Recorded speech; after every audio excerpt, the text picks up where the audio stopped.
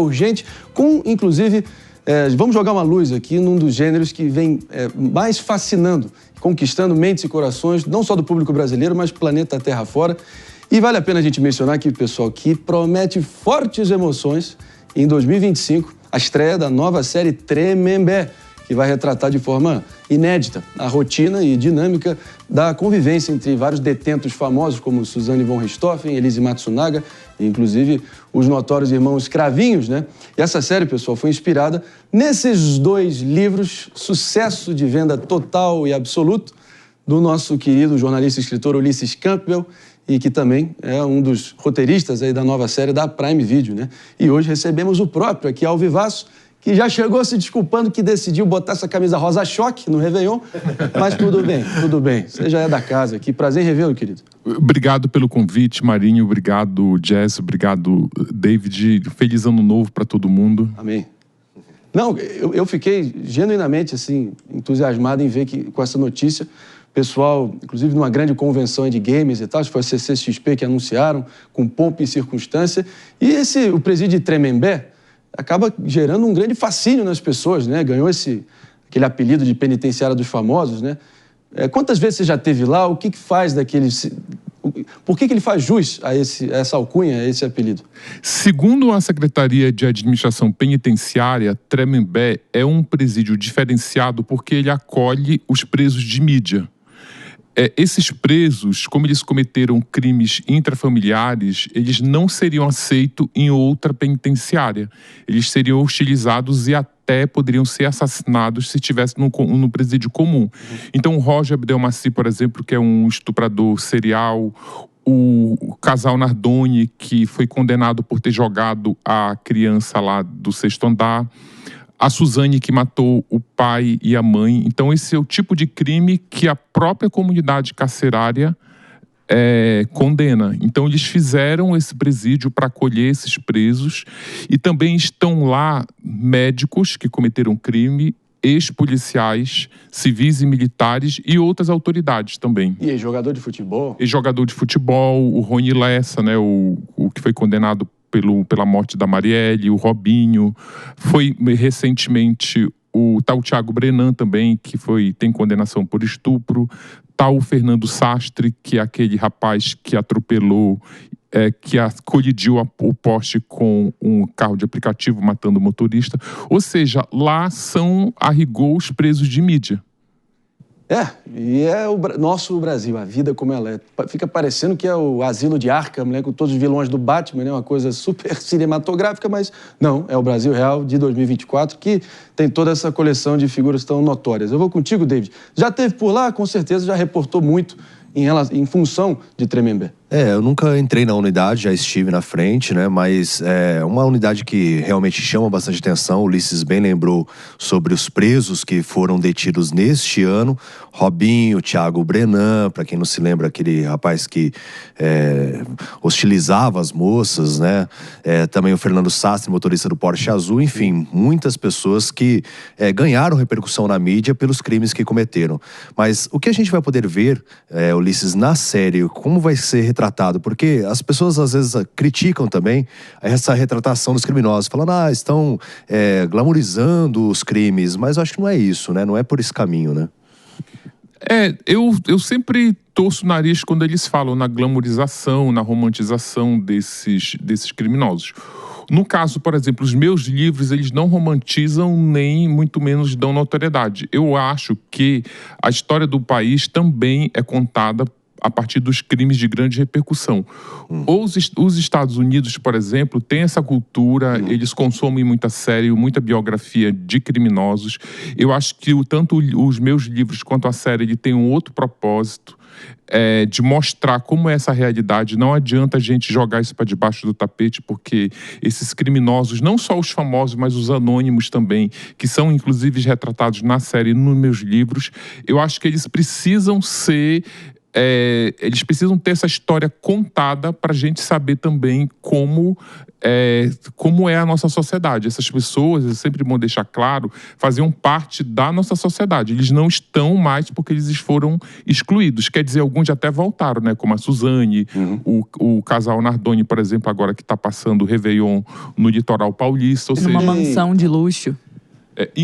Não, conclui, por favor. E aí eu também queria dizer que eu estou também preparando um novo livro que se chama Tremembé, que ele vai se aprofundar nessa gênese da penitenciária, mostrar como que a relação, mostrar o histórico dessa penitenciária, que todo mundo também tem muita curiosidade de saber como ela foi criada.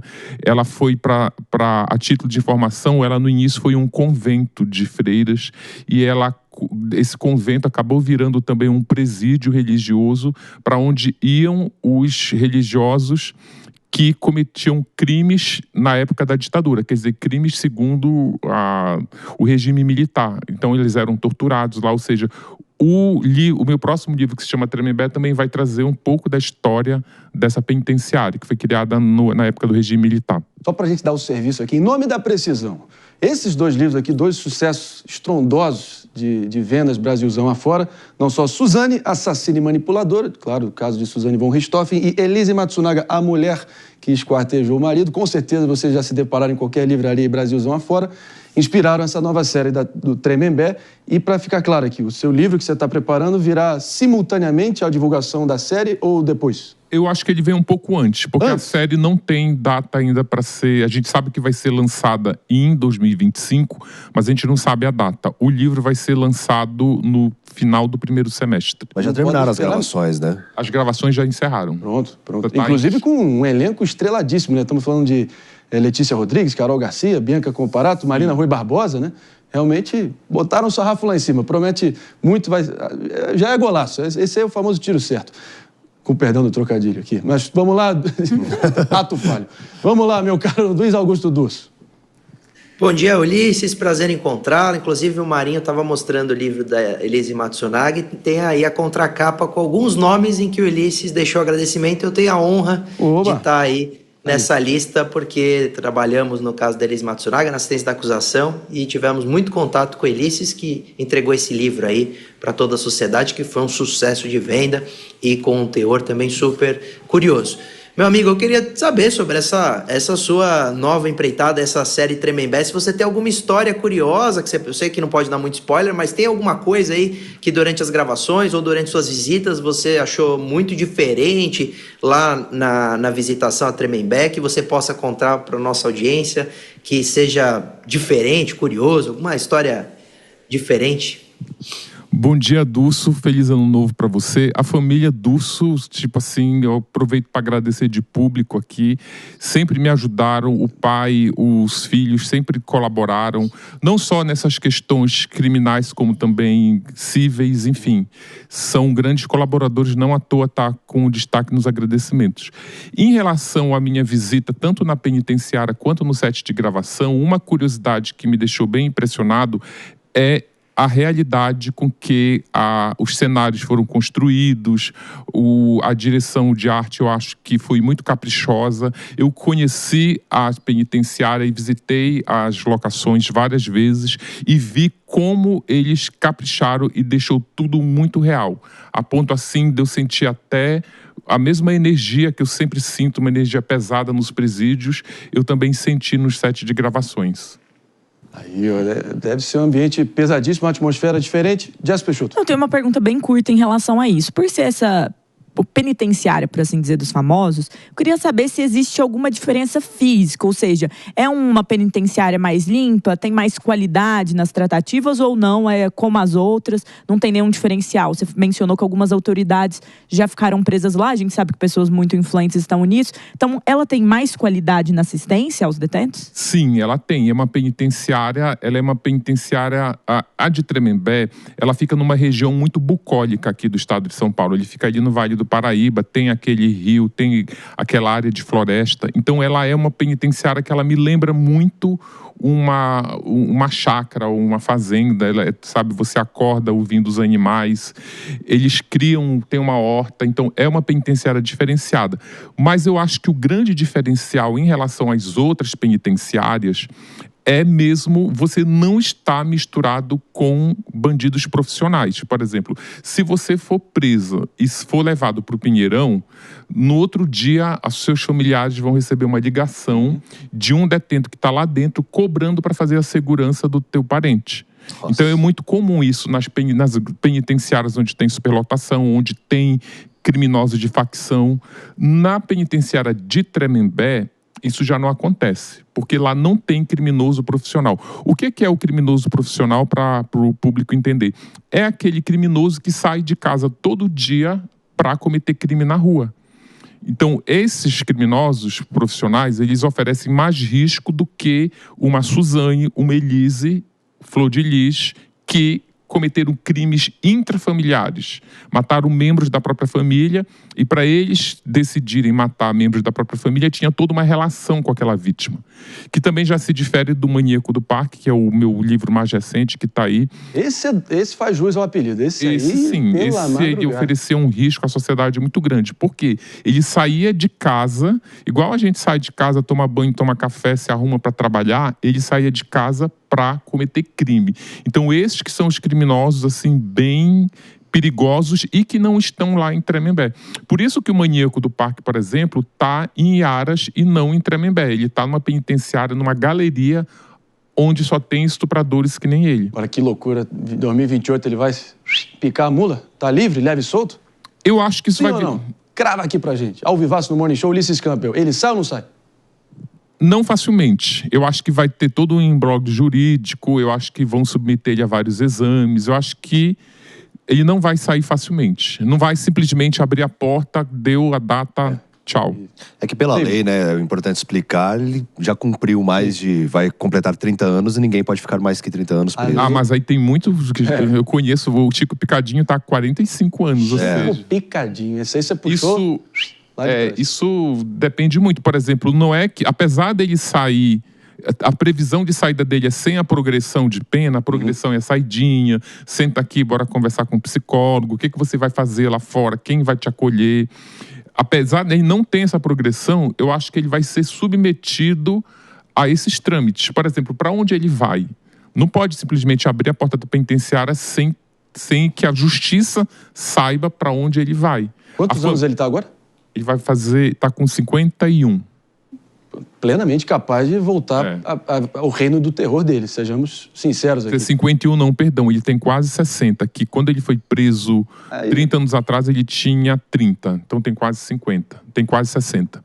Torcer para ele já estar mais capenga, né? Agora, Ulisses, de todos esses casos que você cobriu, você que acompanha, né, esse cenário, teve algum que mais te marcou, assim, algum criminoso que você fala, nossa, como que ele foi capaz de tal ato? Eu acho que o que mais me impressionou foi o Maníaco do Parque, justamente por isso, né?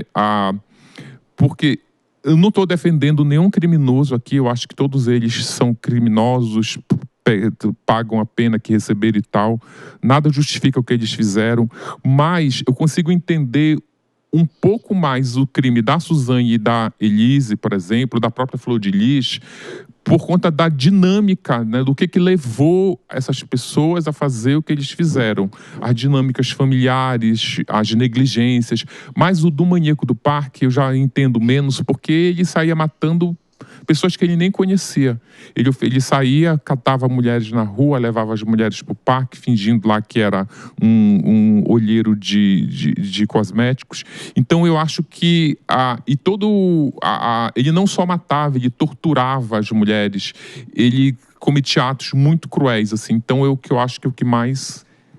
Hoje em dia, enfim, o pessoal que é do grande público já sai crucificando e tá certo, são seres abjetos, perversos, enfim, restos de gente, mas cada tem um contexto por trás. Paixões afloradas, vínculos familiares, tem que levar isso em conta para fazer a análise mais completa, né? Então, Marinho, eu sempre defendo o seguinte, a gente precisa consumir esse tipo de livro, esse tipo de obra, nem falo só os meus livros, outros livros aí, que tem os do Guido Palomba, por exemplo, a gente precisa entender o que se passa na cabeça de um criminoso como esse, até para você prevenir caso isso aconteça dentro da sua família, né? Vou acionando então nosso doutor Luiz Augusto Durso para fazer a última pergunta aqui, a gente segue adiante.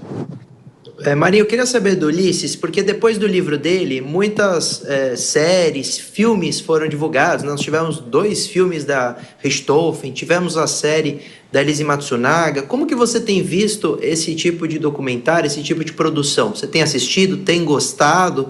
Como que você acompanha esse tipo de lançamento? Durso, eu consumo muito até por questões profissionais, né? E agora que eu estou escrevendo roteiro de série também. Então, é assim, eu gosto mais dos documentários do que foi apresentado até hoje ficcionado. E eu acho que o brasileiro, quem está produzindo esse tipo de conteúdo, ainda está assim, muito cheio de amarras, muito cheio de dedos. Eu acho que está faltando a gente dar um passo mais para frente, como os americanos fizeram, retratar esses criminosos com mais realidade, com mais assessorias psicológicas para a gente poder entender um pouco mais da mente desses assassinos. Mas eu fiquei satisfeito com a produção. O Brasil está produzindo muito true crime, isso é bom. É a lei de oferta e demanda. Se o negócio é bom, com certeza vai ter demanda e vai ter pessoal clicando e consumindo. E vocês estão fazendo por onde? O Brasil realmente na dianteira desse gênero que... Acho que o ponto mais interessante para a gente já partir para o final aqui... É melhor consumir o da gente do que o dos americanos, né? Você vê... É um negócio... Acho interessante esse teu ponto, só para arrematar aqui, que a gente fica sempre no complexo de vira-lata falando da nossa glamorização da bandidagem, da bandidolatria, que sim, é um traço do consciente coletivo, mas ao mesmo tempo os Estados Unidos também com os irmãos Menendez agora, com Jeffrey Dahmer e um longo rastro de criminosos também tem esse ímpeto, né, de consumir esse tipo de conteúdo. Mas, Ulisses, você é diferenciado, obrigado demais pela presença aqui. Os livros... Eu que agradeço. Sucessos total e absoluto, né? Elise Matsunaga, a mulher que esquartejou o marido, aqui na minha mão esquerda, na direita do seu televisor, e Suzane, assassina e manipuladora. Meus amigos, além, claro, Flor de Lis, também maníaco do parque. Ulisses, referência máxima nesse gênero, e é daqui pra cima. Tremembé promete fortes emoções, série que vai vir em 25, e você na dianteira desse baita projeto. Obrigado pela presença. Muito obrigado. Portas abertas sempre aqui no Morning Show. Quando lançar a série, queremos você aqui. Fechou? Com certeza. Obrigado, hein? Obrigado. Tamo junto. Feliz ano novo. Feliz ano novo. Tamo